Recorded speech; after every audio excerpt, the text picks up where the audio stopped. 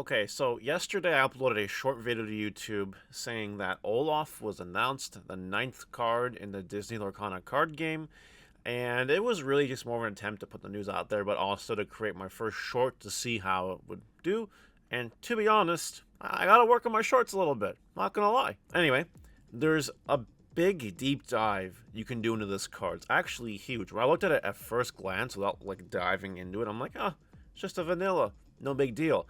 Then I looked a little harder, and there's more of this card than meets the eye, like a transformer or something. So we're going to go do a very, very deep dive into Olaf, see what we can find out. If you guys like this content, don't forget to like, comment, subscribe. Let's talk about Olaf, the friendly snowman here. So on the left here, I have Olaf to reference. On the right here, I have the other Lorcana cards. I want to just quickly let everyone know that this is not spring 2023. Unless for some reason you're watching this in spring 2023. Okay. But we're doing this 26th of December, reviewing it. It's very possible that, Lorcana can change the cards at any time. It's possible that they have hidden stuff on the card. That's like hidden stuff that we don't see, but we'll see it later. You know what I mean? Like maybe they're hiding text. Who knows? But we're going to assume that we can just take this card at face value and talk about it, theorize what's going on with it, and then we can go from there. So to start things off with, let's just go with the basics here. We know that it costs 1 whatever. It has 1 attack and 3 defense. And so far these are the same icons. Okay, cool. And it's the Amethyst, I believe, ink, same as Elsa. Cool. I'm Olaf, and I like warm hugs. Isn't that nice? Get some nice flavor text in there. And then this is where things get interesting. It is a Storyborn ally. Okay. So this is the first thing I want to talk about. If you look over here, we have Dreamborn, Floodborn, and we have Storyborn. Storyborn. We have that. It's like part of its archetype classification, I guess. Will it mean anything down the road? Probably, but we don't really know. What's interesting, though, is, Elsa's Dreamborn, while Olaf here is Storyborn. That's interesting. So maybe they go together. Maybe they don't. Maybe you can play the cards in the same deck. Who knows? But the big part here is, like, Mickey's a hero. Hero, villain, hero, villain. Ally. This is the first ally card.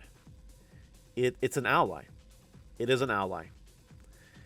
That is kind of huge. And I'm going to tell you why that's huge. Because we like to reference the game called Disney Villainous and ally cards.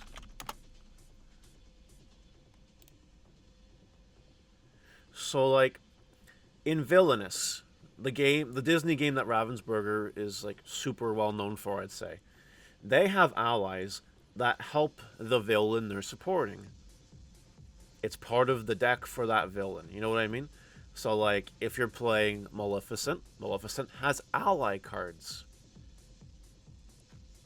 You see where I'm going? In Villainous, you use your allies to defeat heroes. Basically, the point of Villainous is you're an evil villain, and you win the game by accomplishing your evil objective before anyone else does.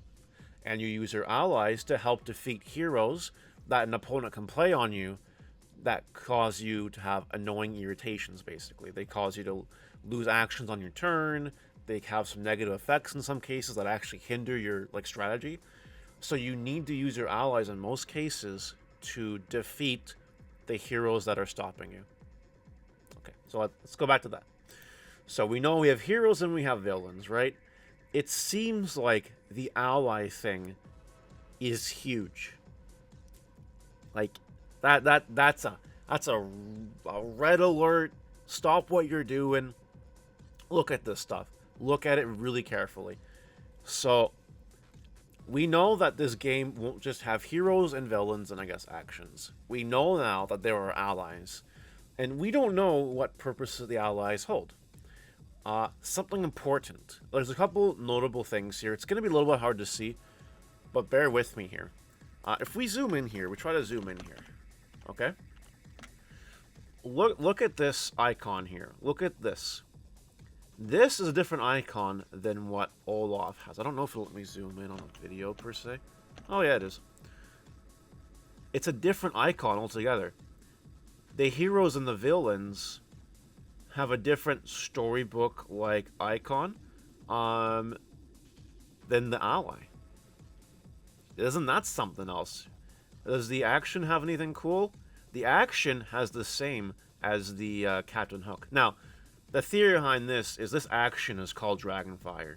And if we look up to Maleficent, it's also called Dragonfire. So maybe that has something to do with it. Okay.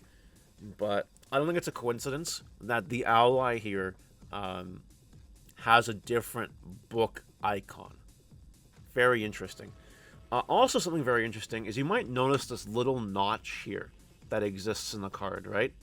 This little notch you can't find on any of the other cards. In fact, the only card with a weird border is Stitch. Maybe because he's Floodborn and Stitch and weird, I don't know. But like besides that, the rest of them with normal borders don't have that notch. It just doesn't exist. The notch doesn't exist. And let's compare for a second the card Dragonfire. That was the 8th card revealed, and this is the 9th card revealed here, Olaf. Ravensburger chose not to, like, hide this part of the card. Ravensburger chose, though, to hide this part of the card, which makes me think that the card probably has one or two of these icons, whatever these icons mean. We honestly just don't know. We don't know yet, but I do find it curious that they chose to hide it.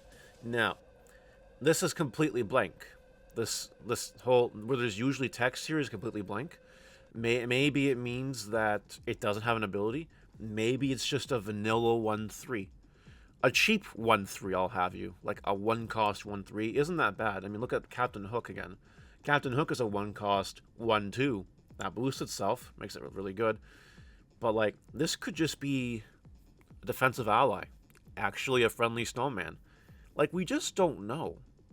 They hide just enough on these cards to really make you think about it.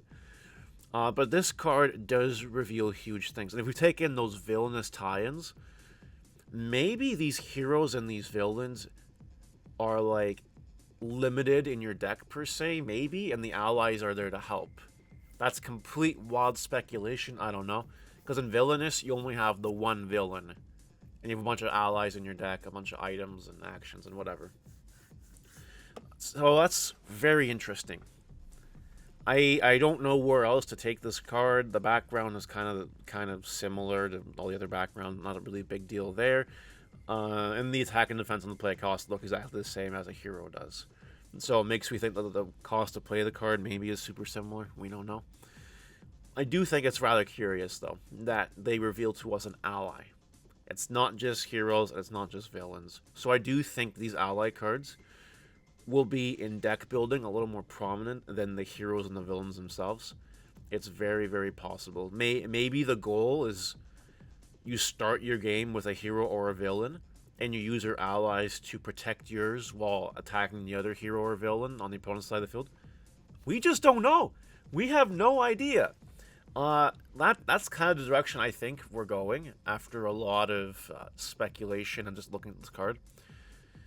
And I'm not going to spend any more time really overanalyzing it, because at the end of the day, we just don't know how the game works yet. But I do think that they keep making these tie-ins to Disney Villainous.